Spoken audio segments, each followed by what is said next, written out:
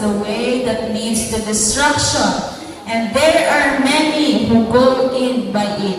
14. Because narrow is the gate, and difficult is the way that leads to life, and there are few who find it. Preaching, madiretso na. This context, this passage is Jesus preaching to the mount. No, in the mount, sa mga bukid, it is His sermon to the mount. So kanaman namin kay Lord because you know that He is a good storyteller. Kaya ang iya nga mga na ginapanghambal is through parables. No? Ginagamit niya ang mga parables, para mas maintindihan sa tao ang mga ways sa kingdom. No? Kaya kung i-explain siguro ni Jesus na kung literal na meaning, siguro hindi tanan makahamon. Pero good kaya may mga parabola nga mas ma-explain at mas makahamon ang tao. Mas ma-compare nila, mas maka-gain sila knowledge sa mga analogy na ginatawag. So, ang medyo makatarawa din na part is ining sermon or ining nga ginambal ni Jesus is do paigo. Do paigo. No loki lang nga paigo sa mga Pharisees at sa mga Jewish leaders sa una. No, mga nag-persecute sa iya. So, even hindi nakabati ang iya mga ginapaiguan, pero damo ang nakabati sa iya nga paigo. So, loki lang nga paigo ni Jesus sa mga nag-persecute sa iya. So, sa mga ang bali mo medyo serious kita anay. Si Kyle medyo serious na magkikatulugan. Medyo serious kita nanay, kaya kalimutan na wala ka lang ako. Amen? Ang realidad ka pa ng pa. So, hindi mo naging malahog-lahog ang kalimutan sa buwan. And today, siguro kapirano na rin nabatian ni Wally. No? Siguro makabaka mo, ay, wala ko na wide and narrow gate. Wala ko na makitid niya dalan, kung malapad niya dalan, mapila ko na nabatian. But today, let me remind you this again. No, kaya maskin ako na alarma, maskin pa paano, sa mga maskin na tapos mo. Okay, so magabalik kita sa ating na verse. Medyo dasig ka natin sa mga wali. Magabalik kita sa ating na verse. No, i-compare pa kung ano ang mga verb, ang mga adjective, ang mga nouns na mention dira sa ating na verse. Sige, next. Are, enter by the narrow gate, for wide is the gate and broad is the way to destruction. So, wide, broad, destruction, kag many. O, apat. Wide, broad, destruction, many. How about sa narrow? Narrow, difficult, life, few. No? So, kung isipon ta, broad, malapad, masangkad, damo ang gaagi kay pag gusto ka hiwal. Pag gusto ka, kundiin ka maagi, pag gusto ka malibot-libot ka, kung maligid-ligid ka, kung matumbok ka, kung gusto ka. Pero narrow, kitid, mabutlay. Hindi ikaw ka, pag gusto sa imo nga, ulan. No? Mabutlay mag-agi, kapin pa sa mga eskinita. No? Manungit.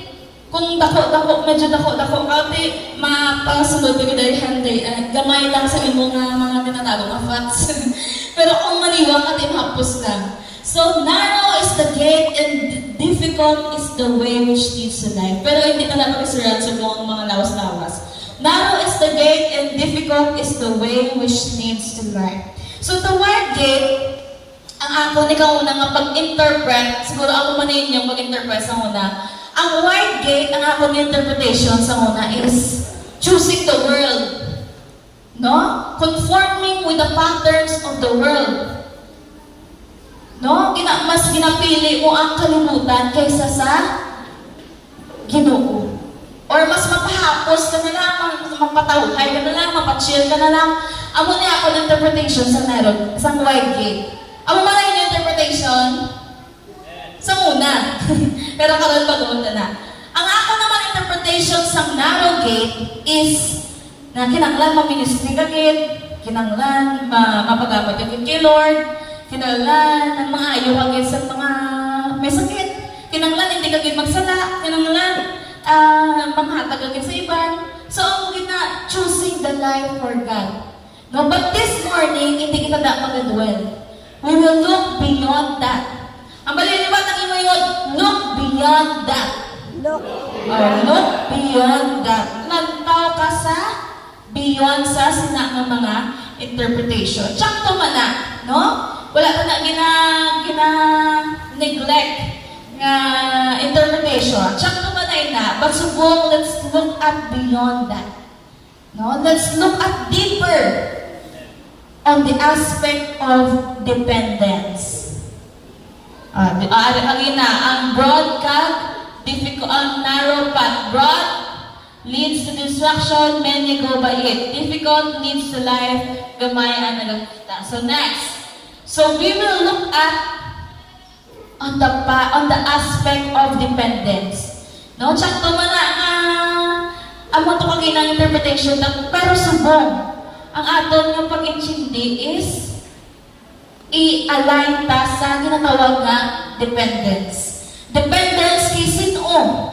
Reliance kay sino? Pagsalig kay sino? Okay, so the narrow gate, mauna ka talaga sa narrow gate. The narrow gate, next.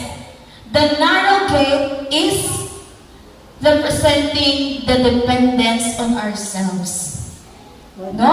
Ang malapad ko ng adalan, represent sa ating pagdepende sa aton ng kaugalingon, sa aton ng kapasidad niya, isave ang aton niya kaugalingon through pagpakita sa mga maayo nga ma-impress ang iban. No, it is based on obtaining our own self-righteousness. No? Depende sa aton kaugalingon. Aton butat ang maka-save sa aton. No? Dira kita base. Dependence on ourselves. That is the right gate. Ang mugit ini ang ginawar ni Jesus. Ini ang ginawar ni Jesus sa verse kanina, sa Matthew 7. And you know, sino ang ginapaiguan kani? Ang mga Pharisees. No? Ang mga Jewish leaders. For if ari kita sa mindset nga ang aton pundasyon sa aton nga salvation is our good works, we are not saved. No, kung ara kita ko sa mindset nga pundasyon ta sa aton nga salvation is ang aton hinimuan, hindi kita ma-save. Hindi kita makasaka sa langit. No? We are like them. Kung amo na ang ating pundasyon, ito parehas pa kita sa mga Pharisees na nag-persecute kay Jesus. Kung amo na ang ating mindset, wala kita kinaris sa mga religious leaders na nag-persecute kay Jesus sa una. So the Pharisees, kung makita ka sa mga previous verse, they are self-centered, no? Self-absorbed, self-dependent. It's because they don't recognize Jesus. No, they know the scripture. Pati ka na, balaan nila ang scripture, balaan nila ang pulong, balaan nila ang may Messiah nga maabot.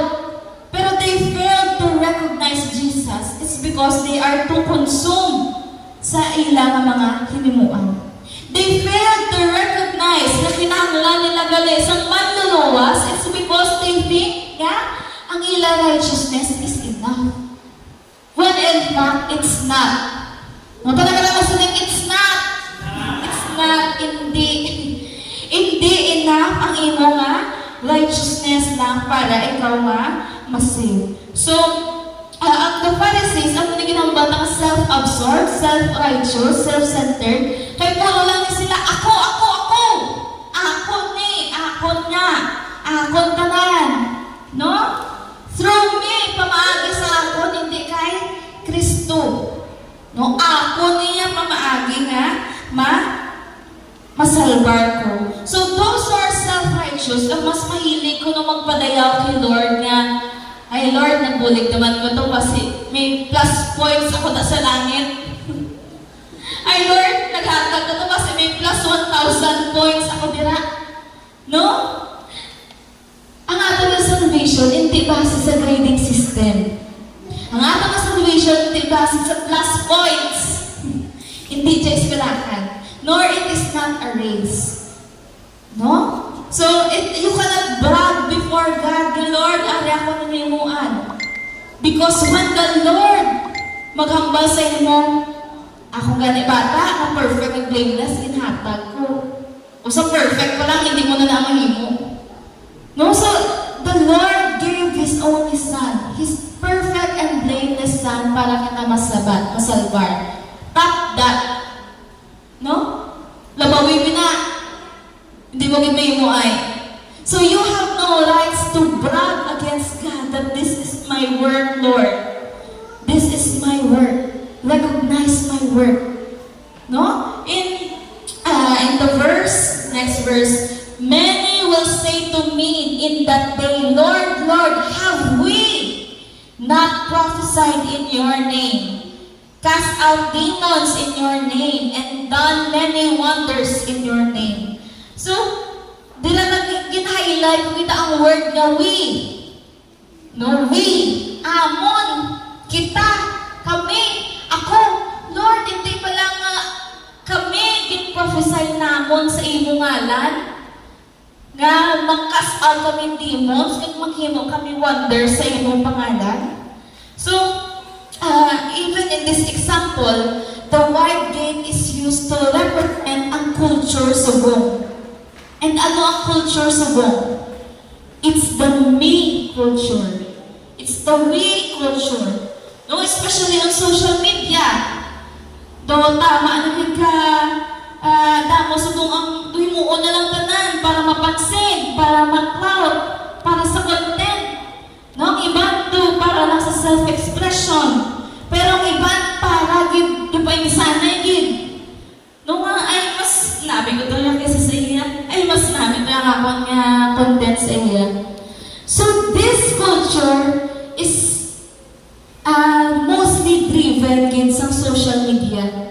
No, the me culture, the we culture subong. So it is mostly driven by social media. No, tama ka, do ka self-absorbed. Why? It's because our validation is and acceptance ang atong standard, padamo-damo likes. No, ang atong standard, padamo-damo subscribe, padamo-damo share, padamo-damo comment. No, kasi napangita kita simpatya sa Facebook, napangita kita sa validation sa Facebook. No, so that is how we become self-absorbed. No, we become self-dependent and self-righteous. So, what fruit does this bring? Ano ay na prutas ang ginadala si Nick sa inyo? What fruit does it bear? No, ano nga prutas ang ginadala sa Amonia culture? No, is it nami ba nga prutas? Is it maayo nga prutas? Is it matamis nga prutas? Maasdo nga prutas? What fruit does it bring? Ang sabat? Nothing. Talaga naman sabihin, nothing! Nothing. Wala maayo nga prutas nga dalon. No? Nothing. It doesn't bring good fruit, but a fruit that is most likely to rot faster. No? If your fruit, ang source of life sa imong fruit is human effort, most likely ang lahatag sa life is human. Ikaw nga human, wala ka pa eternal life. So, laban-laban, lugok gitasig ang iyong prutas, kaya ang source is human life. Which in fact hindi pa eternal ang iyong life. Gakalugok man ang iyong life. No? But otherwise, kung si Jesus ang iyong source ng life, you will have a good fruit. A fruit that don't rot. Wala nagaka-lugo. Amen? Amen. If Jesus is not the source of your fruit, otherwise it will rot faster or kakalugo. So in Matthew chapter 7, verse 16 to 19, you will know grow sa ilang nga mga prutas or sa ilang nga nag-produce nga prutas. A good tree cannot bear bad fruit, but a bad tree, nor a bad tree bear good fruit. No? Every tree that does not bear good fruit is cut down and thrown into the fire. Dili kita makakamba na kung ano ang imo nga gitanong, amo man ang imo nga anihon. A fruit that glorifies man is a bad fruit. A fruit that glorifies God is a good fruit. Dili ta makita ang imo nga kapasidad, ang imo nga prutas kung ginabutang ka na sa pag-testing. Kung kadala ka naman bala sa maayo nga fruit or kadala ka lang sa bad nga fruit. So kung ang imong prutas na gin-harvest, sino di harvest prutas? Uy, Indian Mingo nyo, wala na gin-harvest. So kung ikaw na-harvest ka sa prutas, kung ang imong prutas na na-harvest, may ulod kang gubaon, ano yung ginaobra? Ginahaboy para hindi lagon sa iban nga prutas. Kung ang imong puno magintanom or miskan ano nga puno nga imong makita, wala ron ka pa naringsing, wala ron ka pamunga, wala ron dahon, laya ron, ano imong ginaobra? Ginatapas. Gatong. Very good. Ginatapas kag gatong. Amo gid ni ang ginawar sa aton ni Jesus, no? Every tree that does not bear good fruit is cut down and thrown into the fire. Itapas kag gatong. Amen? Itapas kag gatong. Amo ini ang gusto ipaabot nga warning ni Jesus. And this is where many people gakadagdag. No? Because of their self-righteousness. Because they do not bear good fruit anymore. They bear a fruit that glorifies man more than it glorifies God. So ano ang ginahin mo? Ginatapas ka ginagato. No? Amo na kagina sa atong verse. Wide is the gate that leads to destruction. No, same as ng mga self-righteous na tao, self-righteous na tao, more on human effort, ang ilang fruit, ga-glorify sa tao, wala nag-bear good fruit, so tapas ka gato. So that is how we explain the wide gate. Pero ang sabat ni Lord sa mga self-righteous, natawon ta kung ano ang sabat ni Lord sa mga self-righteous. Next. Ito lang kita magbasa. 1, 3, go! And then I will declare to them, I never knew you. Depart from me, you who practice lawlessness. I never knew you. Kasakit, hindi ta kakilala. No? Kapit pa kung mabatian mo sa imo mismo nga amay. Hindi nakakilala. I never know you. Amo ini ang makwa mo kung sa uli magsinoktanay na. Amo gini niya makwa mo sa uli kung magsinoktanay na. Tama kasakit mabatian, especially kung halin sa imo nga amay. But this is what you get when you go out of the umbrella of God. No, God wants you to go out of the box, go out of the comfort zone, but not His umbrella. No, God wants you to go out and do His works, but bring Him with it, the asha, and all the credit will belong to Him. No, liwaton ko, God wants you to go out of your box, to serve Him, to do your works, but in the process, do not go out of the umbrella. Ang malimay mo, hindi magwa sa payong. Hindi ka magwa sa payong, dalaagin permi ang Ginoo. No? Pero dapat hindi ka magwa. So, all the credit shall always belong to Him. So, kagina na ito nata, if the wide gate represents the dependence on ourselves, subong pagatunan ta kung ano ang narrow gate. No? The narrow gate,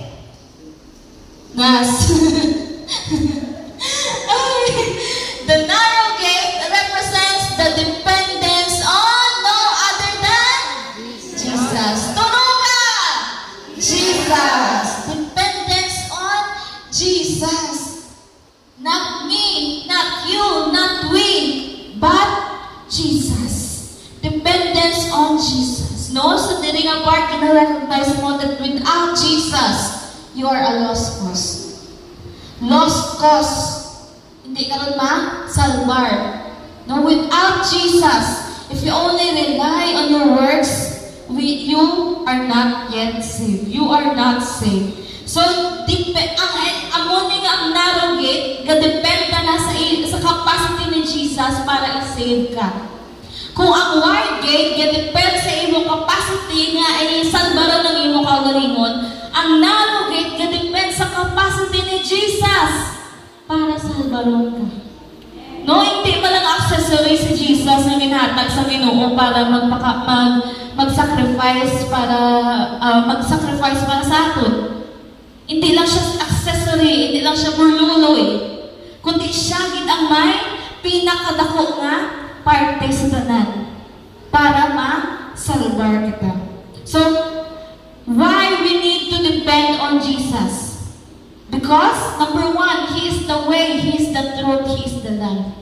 Nung para makaklaro ang ginamba sa Biblia, Jesus is the only way, the only truth, the only life. No one comes to the Father except through Him. Except through Jesus. So that is why we depend on Jesus kung mag-ahagi kita sa narrow gate. Because this is the fact nga hindi bakon dali-dali sa tanan. Nga gamay lang ang gaagi sa narrow gate is because this fact is gamay lang ang makabaton. No? The invitation is inclusive, meaning for everyone sa tanan. Ang invitasyon ko no inclusive para sa tanan, pero ang participation is exclusive. Di ba, Tonko? Ang invitation ko no is for everyone, inclusive. Pero ang participation is exclusive. Meaning, hindi tanan nga gitawag makasunod. Maka-participate, makasunod sa narrow gate. It's because of this fact. Number one, meron lang po tatlo ka things or tatlo ka bagay na imong himuon para makasunod ka sa narrow gate. Number one, dalang kita magabasa. 1, 2, 3, go! Liwag, 1, 2, 3, go! Accept the truth. No? Accept the truth. Accept ang kamatuoran. So, sa kag-ina, sa narrow gate, nagambal kita nga, Jesus is the way, the truth, and the life. No one comes to the Father except through Him. No? It doesn't mean nga, nagambal kita si Jesus lang ang tanging daan. Hindi lang kita mauntat lang kita pangalagad. No? It doesn't mean nga si Jesus is the only key. Hindi lang kita mangalagad. Hindi lang kita maghimo sa good works. No? Mambang kita nga ang basihan pa lang gani isang akon nga salvation, isang akon, ay hindi man ang akon nga ginaobra, kundi hindi na lang mo mag-obra, hindi na lang mo magpakapoy, kaya accept mo lang gali si Jesus, masalbar din ako, makasunod din ako sa narrow gate. No? If we work on this mindset, kung masunod kita sa mindset nga niyo, ay wala man gali points, ay hindi man gali based sa grading system ang pagsunod sa langit. No, mas tamo pa ako obra kaysa kay amo ka siya. Hindi na lang ako mag-ministry, hindi na lang ako mag-leader, hindi na lang ako mag-amo siya. No, kakapoy, i-accept ko malang gali si Jesus. Okay ron. No? Kung amo hindi nga mindset ang kadalagan sa aton as a Christian, it doesn't work. My friends, it doesn't work. Church, it doesn't work in that mindset. So being in the narrow gate is not just about repenting, not just about forgiving, not just about caring for others, not just about ano pa gid? Leading in the church. Not just about healing the sick. Not just about giving to the poor. No? But it's all more than that. It's all more than that. It's all beyond that. No, amoy ni ang diferensya sa narrow gate at sa wide gate. The big difference between the narrow gate and the wide gate is Jesus.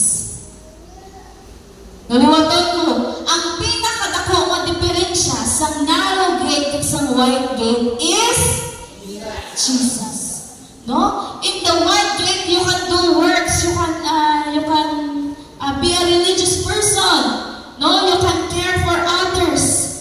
It's your work, it's your effort, it's your righteousness. Imo nga righteousness. Pero ang pamangkot diin si Jesus sa equation. Diin ang Ginoo sa equation. Because in the wide gate, works equals salvation. Amo ginang basihan. Ang imo nga effort equals imo nga salvation. No? But without Jesus, ang pamangkot aliwat din si Jesus sa inang equation. Din si Lord sa inang equation. Works equals salvation lang. Wala si Jesus. Kung amo ka man na, you are charitable, you do good works, you are religious, butang ka, religyoso ka, charitable ka, mapagkawang gaway ka, you are simply religious. No? Kung gapanghatag ka, you care for others, without Jesus, you are simply religious. But in the narrow gate, no, yung balangina, you work, gawbra ka, gag-care ka for others, kung ano ang intention yung ina sa wide gate, but this time with Jesus. Amurang balangina nga, ang big difference, no, sa narrow gate at sa wide gate is Jesus. This time in the narrow gate, Jesus is in the equation. Jesus is the equation. Kung ang inang works equals salvation, sa narrow gate, Jesus equals salvation. Amo ini ang kinalain, kung ina mapagkangawang gawa ka, you're simply religious. Subok, if you have Jesus, you are a Christian. Kristiyano ka nga, matuod is because ara si Hesus Kristo sa imo kabuhi. Jesus equals salvation. Because magambal kita nga salvation, hindi ini ginatawag nga ang akon hinimuan para kay Lord. Kundi ang hinimuan ni Lord para sa ako. Amo ginatandaan ta, why we equate Jesus into salvation, it's because it's not our work. Hindi ang aton hinimuan para kay Jesus, kundi ang hinimuan ni Jesus para sa aton. No, kung natungtuman yung ginabalik-balik na ginina sa aton sa Tesco sa una, Jesus is the foundation of our salvation, not our works. Amen? Amen. Lakpakan si Lord. Hallelujah. Amen. So Jesus is the foundation of our salvation. And when you follow Jesus into the narrow gate, when you follow Jesus, you also follow His example. You continue the word of God niya ginbilin sa sininga kalibutan. Ano pa ang balya sa verse Matthew 6:33? Seek ye first the kingdom of God, and all His righteousness shall be added unto you. His righteousness. No, so the starting point, ang una mo galingahin mo on is to seek Jesus first. Seek ye first the kingdom of God, not last. Hindi mo ni paulihin. Siyempre starting gani, first gani, may first ba na last? Seek Him first. Seek ye first the kingdom of God. The inheritance comes after you seek Him. The inheritance comes if you seek Him first. Eternal life comes at the end of the narrow gate. No? Pero kinabatalina, gamay lang ang nakakita sa narrow gate. Only a few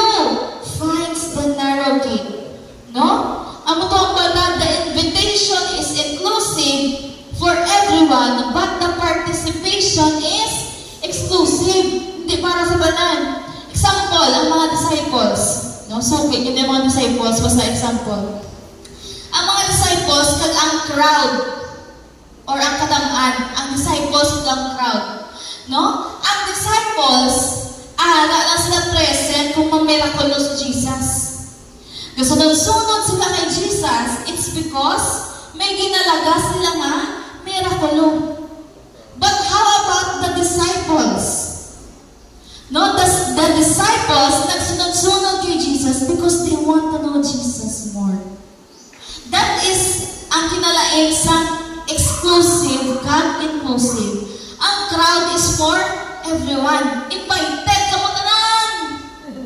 Invited ka mo tanan! Adto ka kay Jesus, kaya pang miracle sa Jesus. Tanan ka mo gina-imbitar. Go! Pero sino lang ang kasunod kay Jesus? Ang iyang mga disciples. No? There are but many are called, but few are chosen. Hindi tanan nga ginatawag makasulod sa narrow gate. No? Only a few find it. And to find the narrow gate, kinanglan balaan pa ang mga kamatuoran nga sunod sa narrow gate. Or before ka magsunod sa narrow gate, kinanglan balaan mo ang mga kamatuoran. Kinanglan i-preparar mo ang imo kagalingon. Ang bali mo ingon, prepare yourself. Yanda na, kay mag-ira na. Preparar ang imo kagalingon. No, because following God, following Jesus is not easy. Tuod man gid nga ang buhay ng Kristiyano ay masayang tunay. Pero underneath, damo pag-uyog. Amen?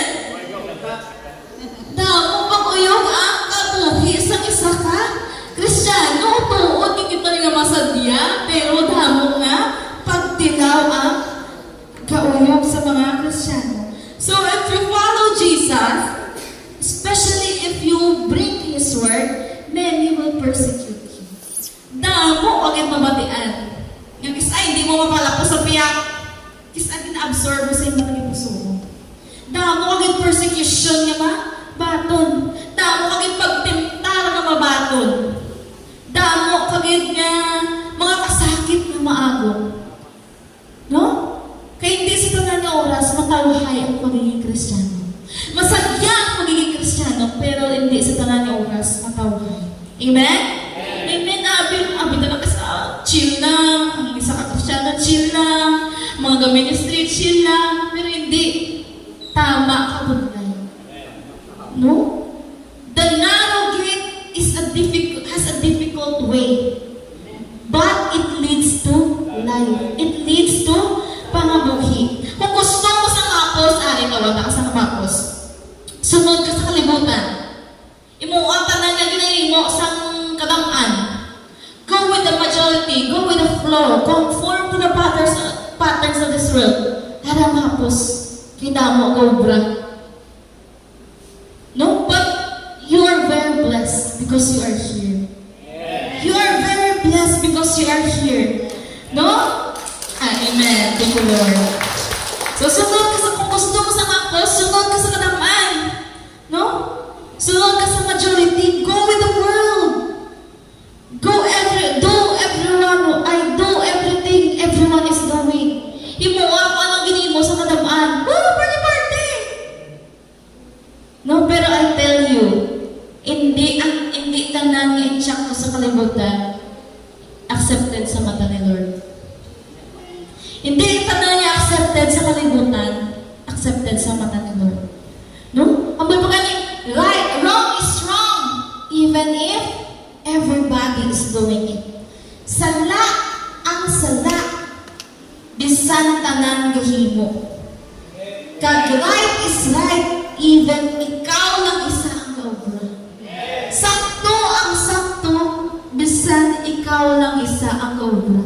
Bisan mo ay mismo kaobra, suli-sulion mo, sala-sala, tsakto-tsakto. Amen? Amen. So, hindi tanan niya accepted sa mata sa kalibutan, accepted na sa mata sa Ginoo. Kag amo ini ang unang nga truth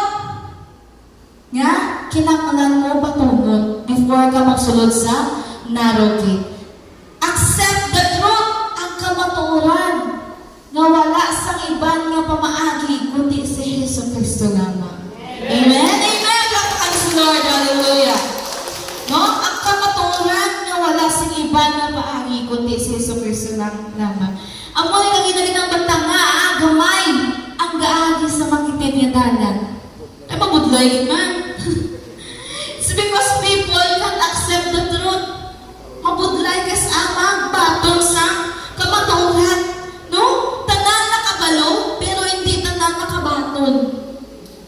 Tanan imbitado nga magsulod, pero hindi tanan nakasulod. Because they had a hard time accepting this truth that Jesus is the only way. Ang di mo na Jesus is the only way. Jesus is the only way. Nung may relihiyon nga mag-invite sa imo, or may sinuman nga mag-invite sa imo, maghagad sa imo, oy, sunod ka ni pala sa amo ni nga relihiyon, amo lang hindi ang makapalangit. My friends, dalagan. That is a deception. Wala ang relihiyon nga mapakasunod sa imo sa langit.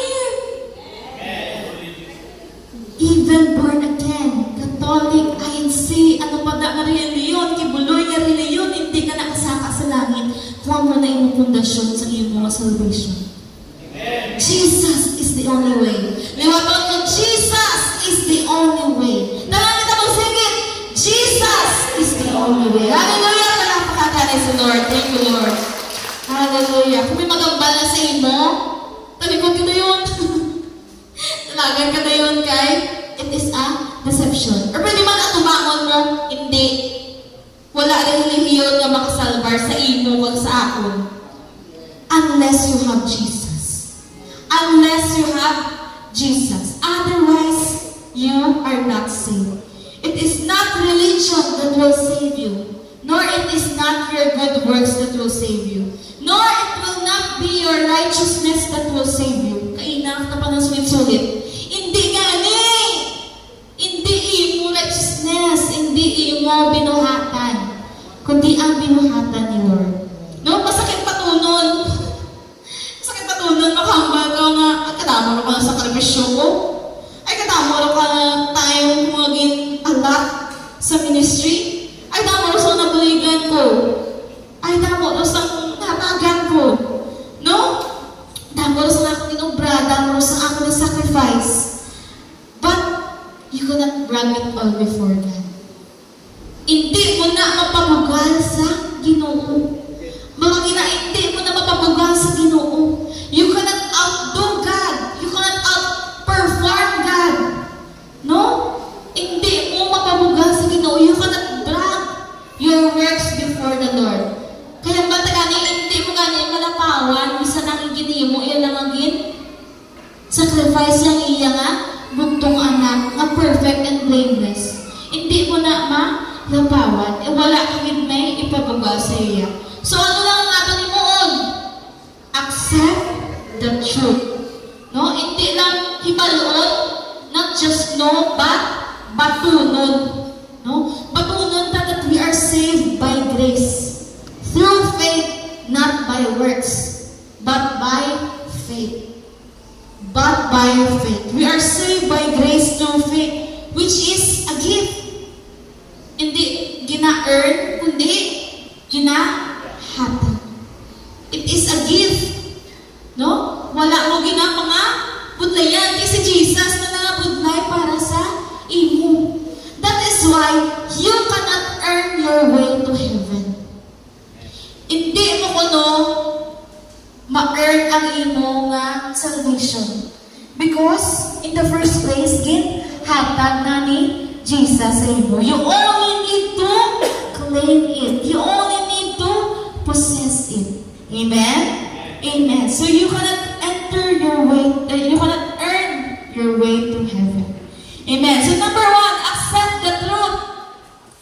And in number 2, when entering the narrow gate, na natin na magabasa, 1, 2, 3, go.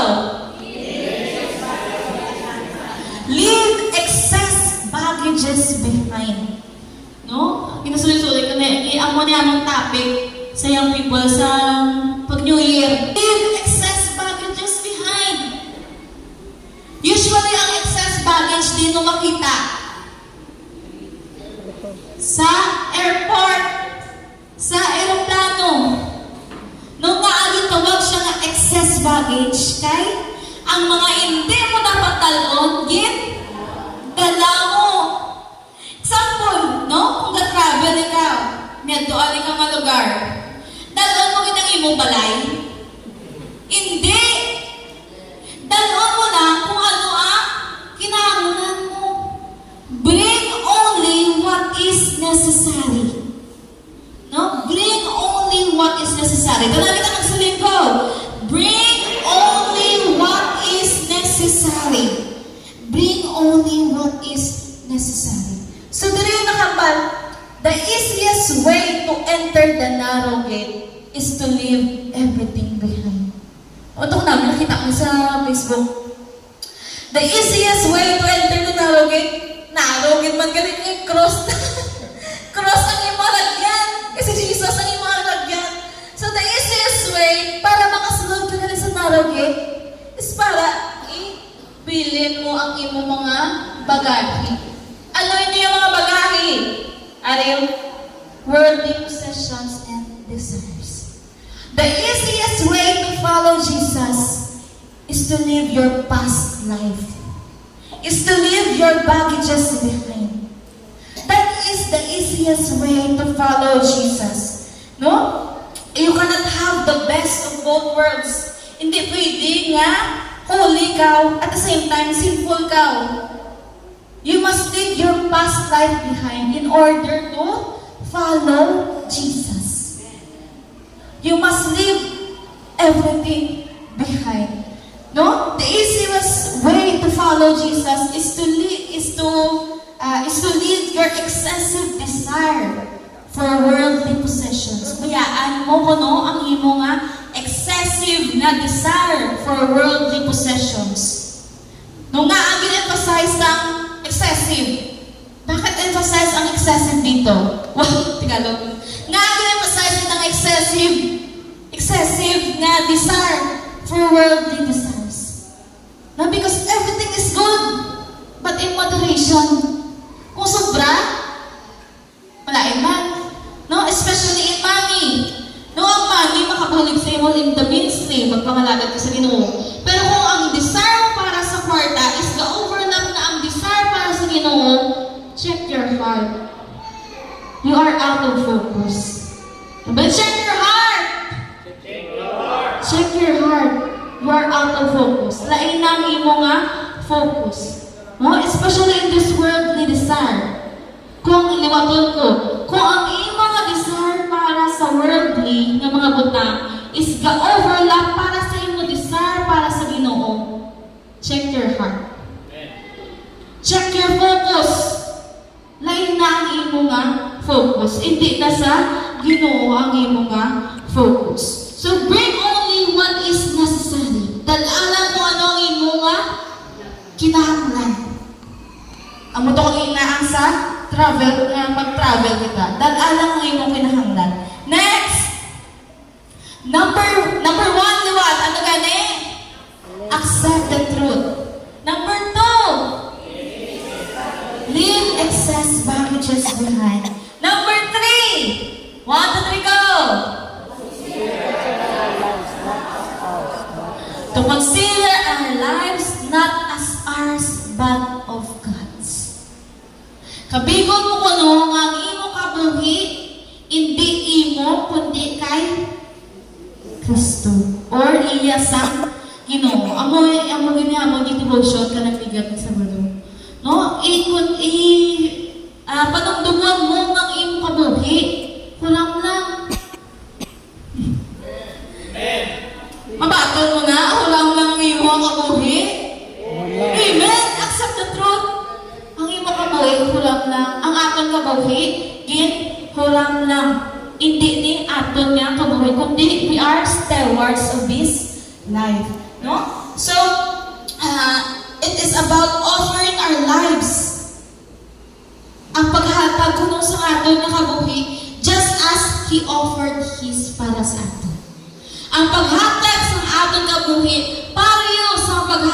ihatag niya sa iya kabuhi para sa aton. Nung kayo hindi nga kabuhi ni Wadon, naginulman ka lang. Pero it is up to us kung paano tayo ni ikabuhi. No, bis nga ginulman tayo ni nga kabuhi, pero sa aton man gapon ng kasalalay kung paano tayo ni ikabuhi ang aton nga kabuhi. No? Nakabutang pa sa Philippians chapter 1, verse 21. No? To live is Christ and to die is gain. Ang pagpangabuhi ara kay Kristo. Pero ang bisan ang kamatayon may makulyapon or may ginansya man makulyapon. Kisa ka overlap na ni. Kisa wala ka ni wala ni. Kisa ka diretsyon ka sa die is gain. Kasi siyempre may ginansya, may benefit ikaw, may kabi ikaw. Pero before sa kabi, ari na yung to live is Christ. To live is Christ before you gain. No? Pangabuhi ka, ang imo kabuhi, ginatrip mo nga kay Kristo. Kaya niya kabuhi, ginahatag niya para mabuhi ka. So, ang best thing to live that life is to live like Him. Live for Christ. Even in your school, in your work, in your family, everywhere you go, no? Live for Christ. To do this, para brahman ko na nga makalive ka sa kay Christ, to do this, you must acknowledge that the glory belongs to the Father. No, hindi mo. Ako na yung number 1 na ginahatag. Consider our lives not as ours but as of God's. Sign of humility. Hindi akon. Lord, ginapaubos ko ang akon niya kabuhi para mas makashine ka sa akon niya kabuhi. Acknowledging this is also acknowledging that the glory always belongs to the Father. You are just included in the victory. Bukod ko, upon kita sa victory, pero ang glory, balik yapon kay Lord. Amen? Amen. Kaya kumatala sa Lord. Hallelujah. Amen. Thank you, Lord. Ang glory, mabalik kay Lord, pero kaupon kayapon sa kadalakan. Amoy na ang imo mag-gain. Magsunod ikaw sa narrow gate. Ang kadalakan ni Lord nga nagahatag sa eternal nga kabuhi or eternal life. So, you cannot have eternal life without Jesus. That is the bottom line. John 3:16. Believe and He shall give you eternal life, a life everlasting.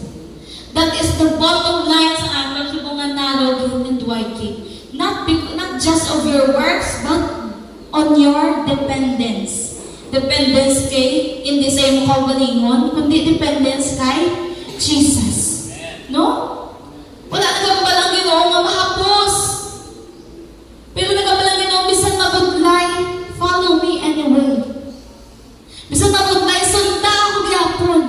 Because in the end, it will all be worth it. In the end, you will gain life that is everlasting. Amen. So, liwaton ta. Number 1. Ano ganun number 1? Accept the truth. Number 2. Leave excess baggage behind. And number 3. To consider our lives not as ours, but as of God. Hallelujah, mga tindog kita sa buong araw.